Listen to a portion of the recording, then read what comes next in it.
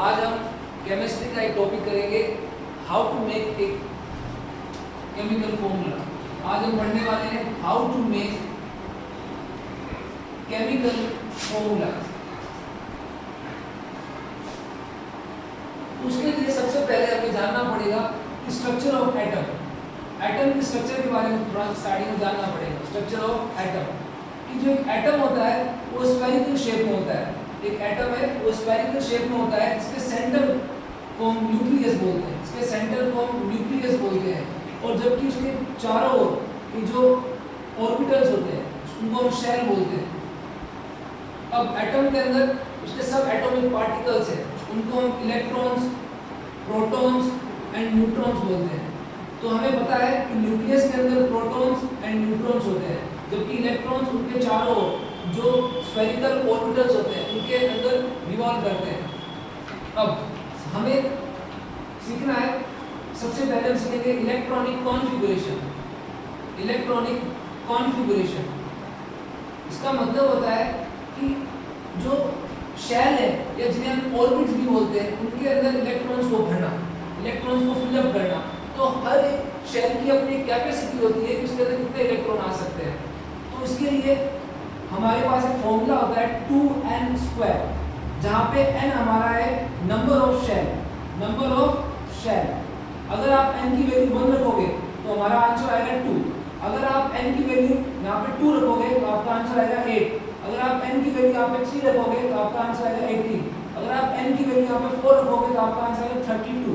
यानी जो first shell है जिसके अंदर इलेक्ट्रॉन रिवॉल्व कर रहे हैं उसके अंदर मैक्सिमम 2 इलेक्ट्रॉन आ सकते हैं।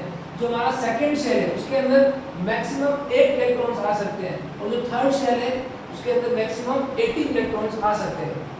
अब हम समझने की ट्राई करेंगे कि जैसे मान लो फॉर एग्जांपल हमारा सोडियम एटम है, तो आपको पता है कि पीरियोडिक टेबल के अंदर जो सोडियम होता है वो 11 नंबर का आता है। तो अगर हम 11 इलेक्ट्रॉन्स को इनके अंदर फिलअप करना है, शेल्स के अंदर या ऑर्बिट्स के अंदर फिलअप करना है, तो कैसे फिलअप करेंगे? तो हमें पता है कि पहला जो शेल है या ऑर्बिट है उसकी मैक्सिमम कैपेसिटी 2 इलेक्ट्रॉन्स की होती है। तो पहले वाले शेल में हमने 2 इलेक्ट्रॉन्स फिलअप कर दिए, अब पीछे इलेक्ट्रॉन बचे 9। लेकिन हमें पता है कि सेकंड शेल के अंदर मैक्सिमम 8 इलेक्ट्रॉन ही आ सकते हैं, तो हमने इसके अंदर 8 इलेक्ट्रॉन भर दिया, और जो नेक्स्ट इलेक्ट्रॉन बचा वो नेक्स्ट वाले शेल के अंदर फिलअप कर दिया।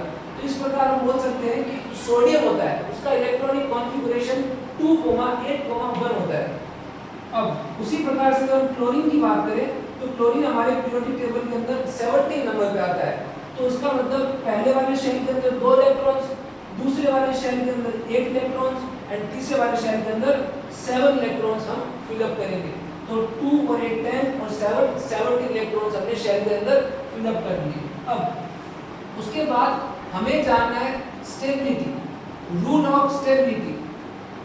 ये क्या कहता है कि हर एटम स्टेबल होना चाहता है, और स्टेबल होने के लिए एटम का एक रूल होता है कि वो अपना जो आउटर शेल है, जो सबसे बाहर वाला शेल है, जैसे कि मान लो यहाँ पे जो आउटर शेल है थर्ड वाला शेल है, तो हर एटम चाहता है कि उसके आउटर शेल में 8 इलेक्ट्रॉन्स हो। इसको बोलते हैं ऑक्टेट रूल।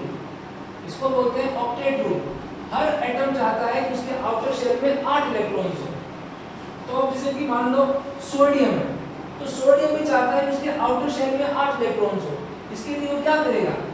2 कंडीशंस होती है यहाँ पे। एक तो वो ये कर सकता है कि कहीं से 7 इलेक्ट्रॉन्स को लेकर आए, या फिर एक कंडीशन ये भी हो सकती है कि इस 1 इलेक्ट्रॉन को यहाँ से निकाल दे, इस शेल को ही खत्म कर दे। तो 7 इलेक्ट्रॉन्स को लेने की बजाय 1 इलेक्ट्रॉन को गिव अप करना आसान होता है। तो सोडियम क्या करता है? 1 इलेक्ट्रॉन को गिव अप कर देता है, और उसके ऊपर अभी मान लो सोडियम था 2,8,1 था, लेकिन अब क्या हुआ कि जब सोडियम ने 1 इलेक्ट्रॉन दे दिया तो अब सोडियम के पास इलेक्ट्रॉन कितने हो गए? 10।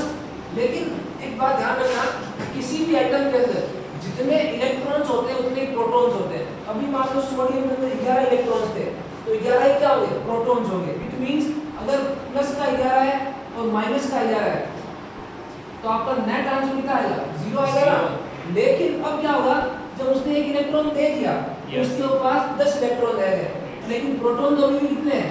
11 ही है ना। तो अगर आप देखोगे प्लस का 11 में से माइनस का 10 गया तो पीछे आंसर क्या बचा हमारा? प्लस का 1। इट मींस जो सोडियम होता है उसके ऊपर प्लस का चार्ज आता है, इसको बोलते हैं सोडियम आयन। Sodium ion.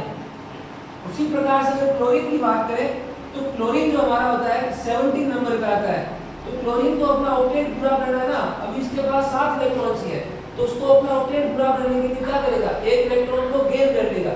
तो अब उसके पास इलेक्ट्रॉन कितने हो गए 18, लेकिन प्रोटॉन तो अभी भी कितने 17 ही है ना, तो नेट आंसर क्या आएगा माइनस का 1। इट मींस जो क्लोरीन होता है उसके ऊपर क्या चार्ज आएगा माइनस का 1। इसको बोलते हैं क्लोरीन माइनस आयन, इसको बोलते हैं क्लोरीन आयन।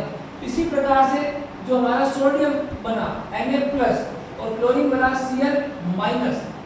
तो Na+ और Cl- आपको पता है कि प्लस और माइनस जो चार्ज होते हैं उनके बीच में एक फोर्स लगता है, इसको हम बोलते हैं इलेक्ट्रोस्टैटिक फोर्स। इस फोर्स के कारण क्या होगा, एक दूसरे के पास आएंगे और एक कंपाउंड बनाएंगे, इसको हम बोलते हैं NaCl, सोडियम क्लोराइड। तो हमारा ये कंपाउंड में से बनते हैं कंपाउंड्स, है ना, सोडियम क्लोराइड। ठीक है।